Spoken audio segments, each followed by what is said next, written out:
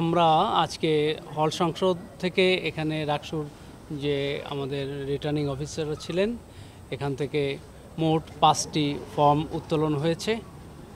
তো আর হলগুলোতে আজকে কোনো একটা হলগুলোতে একটা হয়েছে কোন হল ওটা? খালেদা জিয়া হল থেকে একটা উত্তোলন হয়েছে। মোট হল সংসদ থেকে একটি এবং রাকসু থেকে 5টি। আপনারা আসলে অনেকেই বোধহয় ওই আলোচনার ওখানে ছিলেন, আপনারা শুনেছেন সরাসরি। তারপর আমাদের যে বিষয়গুলো নিয়ে ওখানে আমরা বসেছিলাম, যে মূলত 3টা ইস্যু, যে একটা ছিল যে হলকে কেন্দ্র না করে আমরা ছাত্রদের দাবি ছিল যে একাডেমিক ভবনগুলোতে যে ইলেকশনের যে কেন্দ্রগুলোকে ট্রান্সফার করি, এটা একটা বিষয় ছিল। এবং সেখানে ছাত্রদের যে পার্টিসিপেশন খুবই দেখার মতো ছিল, আপনারাও দেখেছেন, তারা তাদের মতামত দিয়েছে। আর একটা ছিল যে ভোটার লিস্টে ছাত্রদের ছবিসহ ভোটার লিস্ট প্রকাশ করতে হবে। এটা আমরা সিদ্ধান্ত আগেই নিয়েছি যে আমরা যে অ্যাটেন্ডেন্স শিট যেটা হবে, যে ভোটের দিনে ছাত্ররা যে ভোট দেবে সেখানে তাদের নাম, হলের নাম এবং ছবি সংযুক্ত থাকবে, এবং তাদের আইডি কার্ড দেখে মিলিয়ে যাতে কোনো ধরনের কোনো কারচুপির সুযোগ না থাকে, আমরা সে ব্যবস্থা করব। আর একটা বিষয় ছাত্ররা বারবার বলে আসছে, সেটা হচ্ছে নিরাপত্তার বিষয়গুলো। আমরা এ ব্যাপারে খুবই ছাত্রদের চেয়েও আমরা সচেতন, এবং আমরা অলরেডি আপনারা জানেন যে রাজশাহীর যে আইন শৃঙ্খলা যে বাহিনীর সঙ্গে আমরা বসেছি, আমরা নির্বাচন কমিশন থেকে একটা কমিটি গঠন করেছি, যেখানে আমাদের একজন নির্বাচন কমিশনার রয়েছেন, আমাদের বিশ্ববিদ্যালয়ে যে প্রক্টর আছেন উনি ওই কমিটির সদস্য সচিব, এবং রাজশাহী আইন শৃঙ্খলা রক্ষাকারী বাহিনীর যারা বড় বড় কর্মকর্তা রয়েছেন তারা এই কমিটিতে আছেন।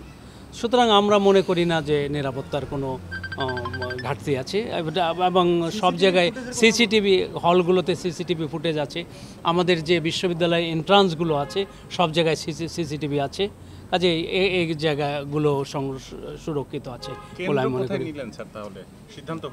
আমরা ছাত্রদের সঙ্গে আজকে বসেছি, অনেক সংগঠন ছিল, আমাদের এই প্রক্রিয়া আরও একটু অব্যাহত রাখতে হবে। ছাত্রদলের পক্ষ থেকে সময় বাড়ানোর বিষয় আসছে। তো আপনারা সবাই জানেন যে তাদের কিছু যুক্তি তারা তুলে ধরেছে, তাদের নতুন করে হঠাৎ করে হল কমিটি ছিল না, হল কমিটি হয়েছে, এই জন্যে তারা অর্গানাইজ গোছায় উঠতে পারেনি, সেটা কারণ দেখিয়েছে।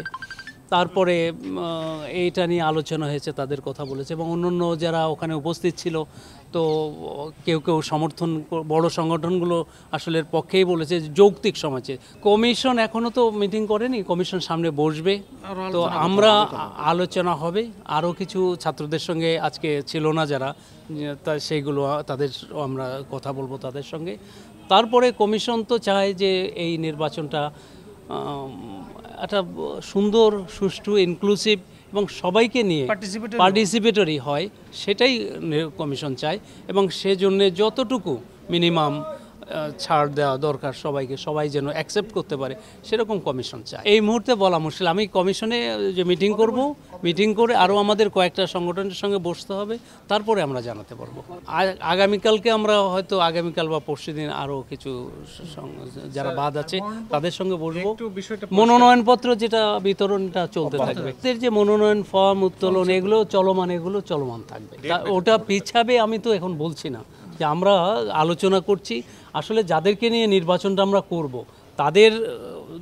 তাদের পার্টিসিপেশনটা তো প্রধান। আমি নির্বাচন করলাম যে, আর এখানে আমাদের নির্বাচন কমিশন কোনো বিষয়ে ইগো ধরতে আমরা রাজি না, আমাদের ছাত্রদেরকেও সেটা বোঝাতে চেয়েছি, যুক্তিসঙ্গতভাবে সবাই যাতে ইলেকশনে আসতে পারে সেটাই হচ্ছে আমাদের উদ্দেশ্য।